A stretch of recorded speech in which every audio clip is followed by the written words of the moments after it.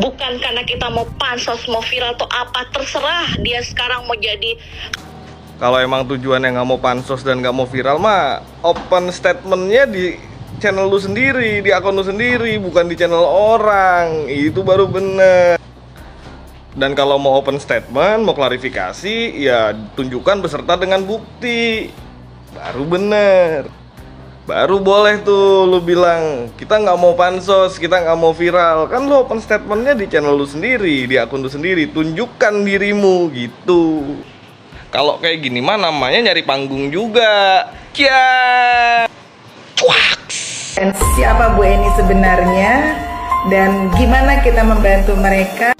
Dan siapa sebenarnya yang mengatakan bahwa tetangga sekitar Tiko nggak punya hati?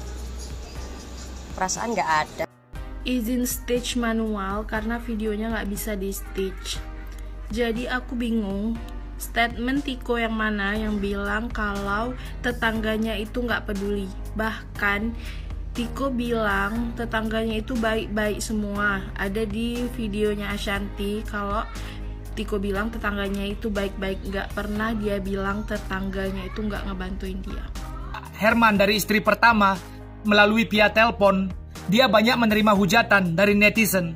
Karena netizen merasa dengan hadirnya cucu dan anak dari istri pertama tersebut itu dapat mengganggu kenyamanan dan kebahagiaan hidup Tiko. Dan akhirnya Mbak Nopi klarifikasi sibuk kesana kesini, baik di media sosial maupun di channel YouTube-nya. Dan yang terbaru katanya dia mengutus orang untuk ke rumah Tiko bicara dengan para konten kreator atau YouTuber. Bagi saya untuk saran untuk Mbak Nopi, udah nggak usah lagi klarifikasi. Cukup itu aja klarifikasinya. Semakin Mbak Nopi klarifikasi, orang-orang akan mengira Mbak Nopi salah besar. Padahal nggak, Mbak Nopi sering klarifikasi. Kondisi Ibu Eni membaik. Tiko siap ajak pulang ke rumah mewah. Sebelum kita mulai, silakan klik tombol subscribe terlebih dahulu agar tidak ketinggalan info menarik lainnya. Setelah hampir 2 minggu mendapatkan perawatan di RSJ Durensawit, Jakarta Timur, kondisi Ibu Eni semakin membaik. Tiko anak Bu Eni bahkan menyebut sang ibunda sudah mulai bisa diajak berkomunikasi karena sudah mulai tenang. Kondisinya sudah lebih baik, udah bisa diajak komunikasi, interaksi, ngobrol juga agak tenang. Emosi tidak terlalu emosional. Terus halusinasi kata perawatnya juga sudah lebih baik, ucap Tiko pada Minggu 15 Januari mengutip dari detik.com. Tiko juga merasakan perubahan yang baik kepada Ibu Eni setelah mendapatkan perawatan dari rumah sakit. Soalnya, sebelumnya saya merawat sendiri. Setelah dirawat di RS kondisinya lebih baik, alhamdulillah. Lanjutnya, meski sudah membaik, Tiko belum bisa mengajak Ibu Eni pulang ke rumah mewahnya. Hingga kini Tiko masih menunggu kabar dari pihak rumah sakit terkait kepulangan sang ibunda. Kalau untuk pulang, belum tahu estimasinya kapan. Soalnya masih tunggu sampai kondisinya benar-benar membaik, papar Tiko. Sementara itu, Tiko mengaku dirinya sudah mengetahui soal kabar ayahnya Herman Muji Susanto yang telah meninggal dunia.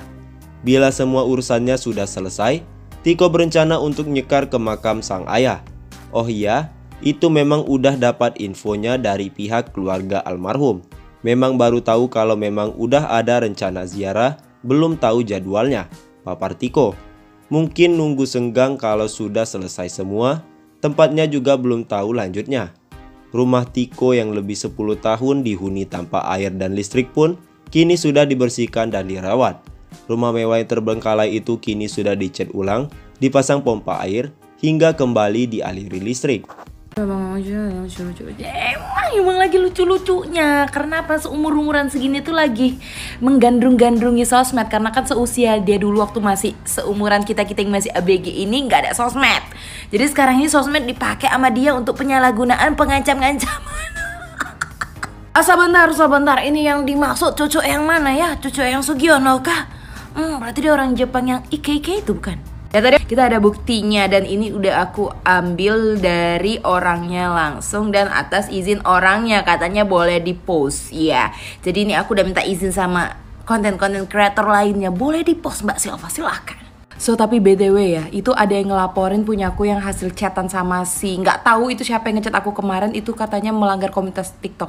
Dia berarti yang ngelaporin, Syah. Jadi di percakapan sebelumnya dia bilang dia mau cari datanya si Bang Yuno Gulo ini kan. Terus habis itu, nah ini nih kata Bang Yuno itu kan, nggak usah, minta aja sama aku gitu. Maksudnya dia mau cari datanya, terus kata Bang Yuno ini udah minta aja sama aku kasih gitu. Jadi panjang nih, sangat alot ini pembicaraannya nih. Tapi jatuhnya nanti kutunjukin ya, kok kayak chatan sama ibu-ibu haus dengan ini sentuhan sepertinya gitu, ngajak ketemu sih dengan keanggarannya. Lihat nih, izin SS ya, mau aku kasih ke bagian ITE ku, mantap, punya tim ITE sendiri. Ngeri, kalah yang tim sambung, kalah tim OM awak sambung, kalah dibikinnya bah.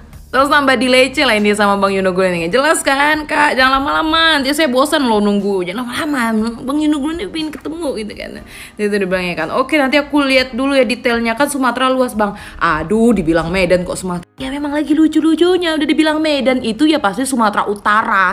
Sumatera tuh luas sayang besti. Dia nggak tahu Medan itu bagian Sumatera mana. Masa sih dengan tingkat kejabatan dan kedudukannya. Bu Eni depresi karena diguna-guna. Sosok ini ungkap masa lalu ibu dari Tiko. Melihat postingan itu, justru ada netizen yang berasumsi bahwa ada kecurigaan depresi ibu Eni bukan karena masalah ekonomi, melainkan mendapatkan kiriman guna-guna dari orang. Seperti komentar di bawah ini, coba diruqyah, siapa tahu Bu Eni jadi begitu akibat ulah guna-guna, tulis netizen. Kayaknya ibu kena sebu sama orang yang sirik sama dia, jadinya begitu. Karena sepertinya emang orang baik-baik, tulis netizen lainnya. Ada yang kepikiran gak? Bu Eni depresi bukan karena stres, tapi karena kayak diguna-guna gitu. Karena kan kayak dari cerita keluarga suaminya, kayak gak suka gitu sama Bu Eni, tulis akun netizen.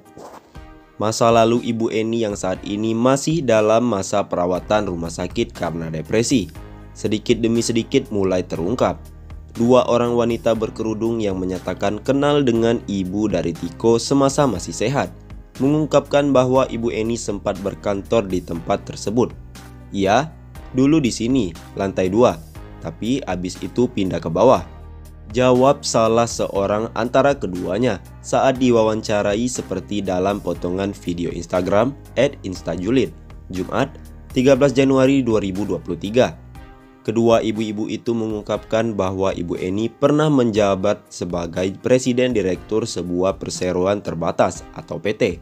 Ia juga mengaku pernah memiliki kartu nama atas nama DRA Eni Sukaisi. Saya dulu punya kartu namanya, Dr. Anda Eni Sukaisi. Presiden Direktur apa gitu, makanya dia nyebut presiden-presiden gitu kan waktu sudah depresi, ungkapnya. Mereka juga